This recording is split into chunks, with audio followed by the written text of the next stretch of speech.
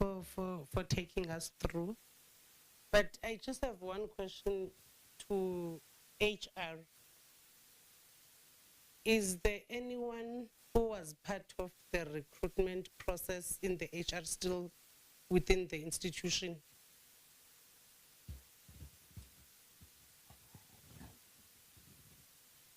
Can you repeat that, Chair?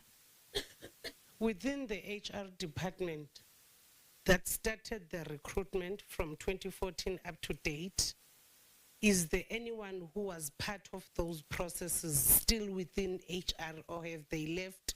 Or most, I just want to continue with my questions.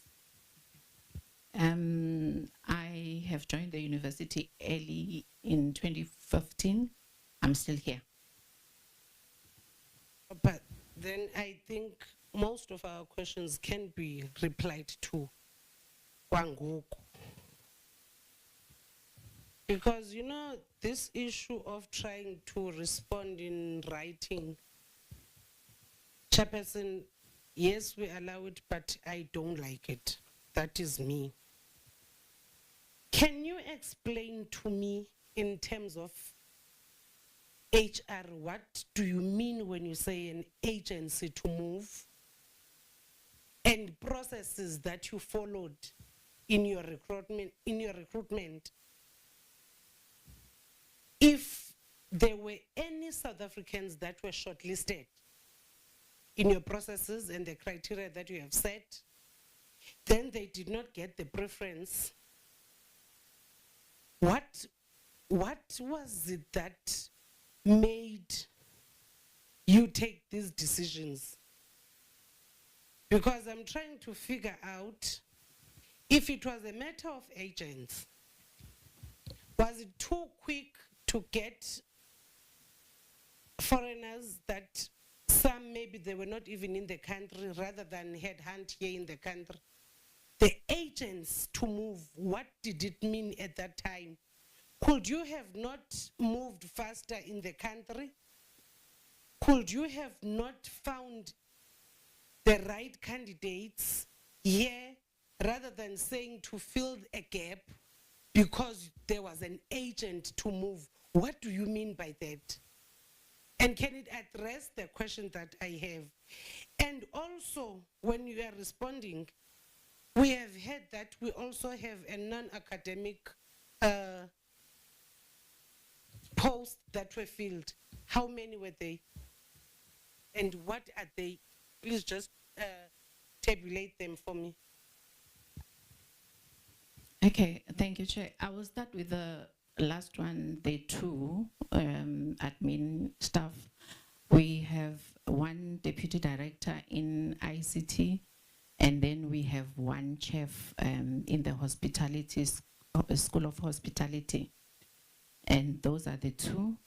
And then to go back to the agency, the first advert was done, that's what I can recall. It was done, due diligence was done as well. The shortlisting process was undertaken. If there were no suitable candidates, then we re-advertised the positions. So we considered candidates who were having PR, so they were given a chance. So agency did not really mean that we took just anyone, but we started by prioritizing South Africans, and failure to fill it maybe twice, then we considered the third round of advert, and then we considered who was available at that time. That's how I can just relate on the agency. It did not mean that we took a foreign national at first, and yeah, I think that covers that. Okay, and then we have the files of this recruitment.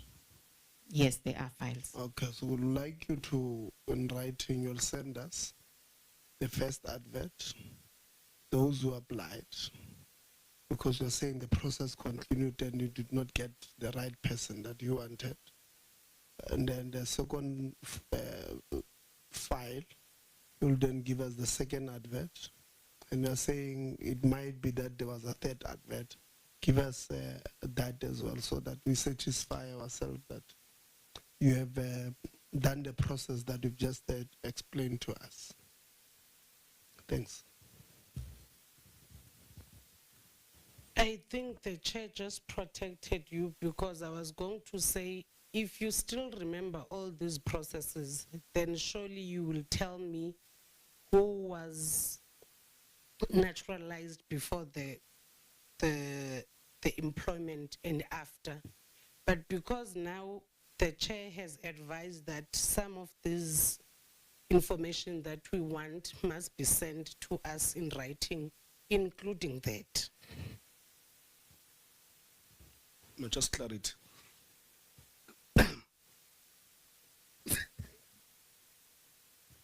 I'm sorry. So I'm trying to understand. Are these questions that related to the two employees you just mentioned, including a chef? Is it a chef that you could not find in those 2 or 3 exercises? Is it part of the people that you could not find? You've mentioned 2 employees that are foreign nationals. ICT, ICT and chef. So are you including the chef that you could not find in that exercise? I'm referring to academics, and these ones I can check. We can check their files. How many?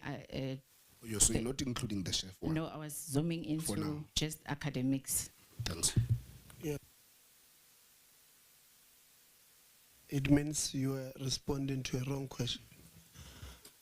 Because Honorable Governor said there's 2 who are non-academic. And we thought you were explaining how did they come about. Maybe let's give you a chance to explain the non-academic, then I'm sure they would have, but at least you know they will have the follow-ups.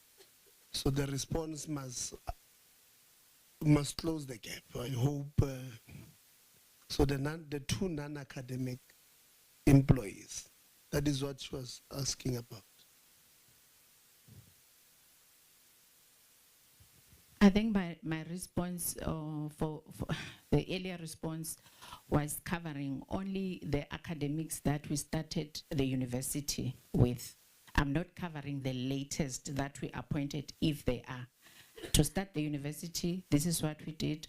But on the 2 cases of support staff, I need to go to the files and check how many times the advert went out. Do you know which it's a chef? It's a chef. And yeah. the other one? It's deputy director, ICT. ICT, yeah. That's what you said to us. Yes. You said those are the 2 non-academic. True. And the question was, how were they appointed? So you don't remember now. And where? You don't remember? I don't have the file, but yeah, we can check that as well as HR. Honorable Susanna says you don't have a soft copy of the file. So check it, sir, because you sent this information to the human resource. You are saying I'm looking at it because they sent me an email 2 weeks back. So it means somebody should have the file. Unless if here at UMP, the file is stored in Siabuswa campus, so we can't get there now to go open some storage. I'll give you a chair. We just need you can't have access to the file. No? The file is stored in the archives of the university, so it can be here. It can be found online. Not online. Or you don't have it online? Yes. Okay, that's fine. Chair, you want to assist? Chair, I wanted to really request that you give us an opportunity to put together a report in the way you had requested, and also to cover the honorable member insofar as the main question that she asked earlier on, around when they were naturalized, was it before the appointment or after, and all of that, so that we put it in a table form and cover these issues properly, because it may be difficult now to access the information in the way you would want it. No. If I may request, Chair, that you give us that opportunity to do that, and then provide the report accordingly. No, thank you very much. I think that's a fair request. Honorable Governor. If I may ask, because some of these things, Chair, as much as they want to drive it away to respond now, it can never be possible that you don't know when was a deputy director employed. It can never be correct that you are not sure of when did the chief come in. And I want to understand the chief's responsibility, or rather the specialization of this chief that you had to go and look for, that maybe we couldn't offer. Why I'm asking this? No, I'm starting to dislike this wall or pole in front of me.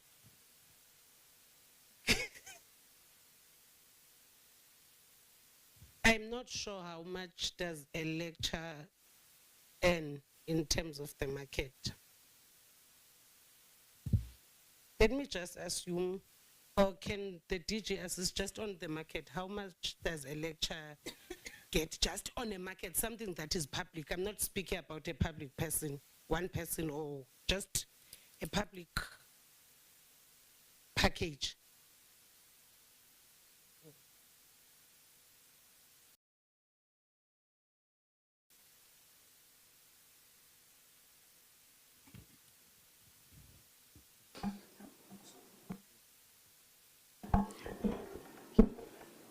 Honorable Chair, I was just going to say the college lecturers and university lecturers don't normally earn the same. And if I were to make a guess, it would be based on college lecturers, not university lecturers. Unless there's a colleague who can just give an average. 400.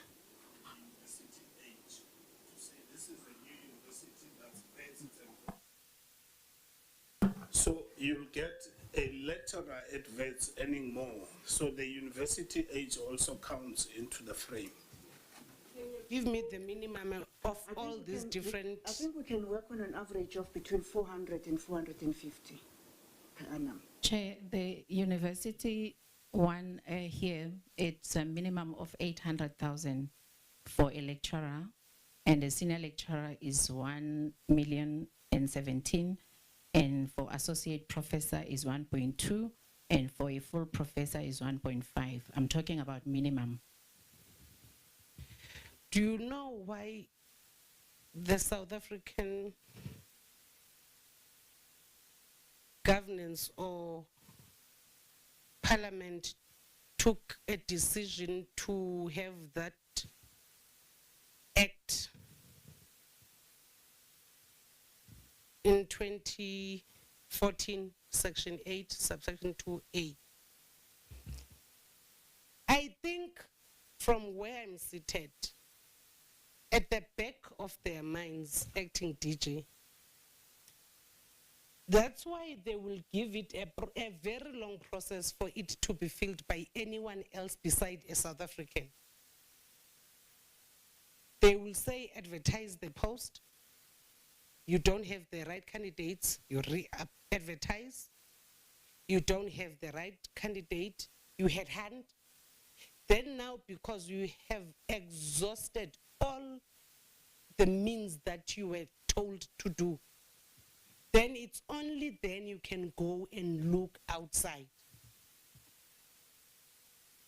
They were thinking that this minimum of 800K given to Chair as a young unemployed graduate that has been funded by NSFAS. Are we still all together? Funded by the grants of the country.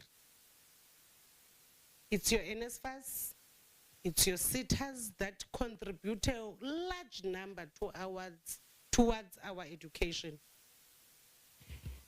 Will be employed. Will they address the issue of unemployment? We have large groups of South Africans seated there being unemployed graduates, and they can't access the same privilege of being given naturalized or citizenships elsewhere. It's very difficult understanding the other country's laws. So they said you must exhaust. But do you know what we are discovering every day? And it makes us so sad, as if there is this norm or a feeling of undermining our unemployed graduates, of undermining our own children, and also of making sure of not redressing the problem that we are faced with as the country. Because if you are looking at all logics that can explain, all this employment, most of them took place, in fact, all of them, they took place when the act was already in place. Someone did not do anything about this. Instead, the agency was to look for some people. And I really do assume that there were seniors of these countries of employment. Chair, I have heard the bell. There are 10 foreigners in the agriculture department. There are 9 in the mathematical sciences department. I just want to understand the ratio in that Department of Agriculture. How many of them occupying positions, senior positions, that are South Africans, before we had the citizens that were granted their citizenship? And how many in the mathematical science department? Also looking at the ratio of students in the agriculture one, can we look at how many are foreign kids given the opportunity to come study here, and how many are given the opportunity to study in the mathematical sciences? Because should we understand what is happening in those departments, then it will be much better for us to understand what is happening in agriculture and math science.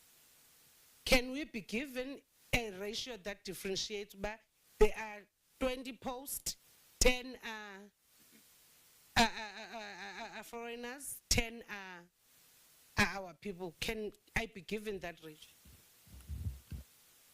Ngiyabonga Sihlalo. Mhlambe ngizothi ngiyaphazamiseka kancane so ngizoxolisa because amagama siwaboni, but my sister that is at HR, you read from your computer there when the foreign nationals or foreign national brothers and sisters were hired, the day and date. So it would mean that you have some information that you have there, but you do not know if they were naturalized or not. I find it very odd that you might have that part of the information and not the other. And as Honorable Governor was saying, you know, some institutions think when we do our job, we do not know what we are doing. When you do that and submit it in writing, then we'll write to you, we'll write back and forth, and ultimately some other issues may not be addressed. So I would really be interested to know where you're reading from, or if you could perhaps in the meantime, since we are still here, whatever document you have there, you share it with our committee secretary so that we know what information you have whilst we wait for that report, because I really, really find it difficult to believe that you might have a portion of the information, but more of the critical information you don't have at your disposal. Just wanted to submit that, Chair.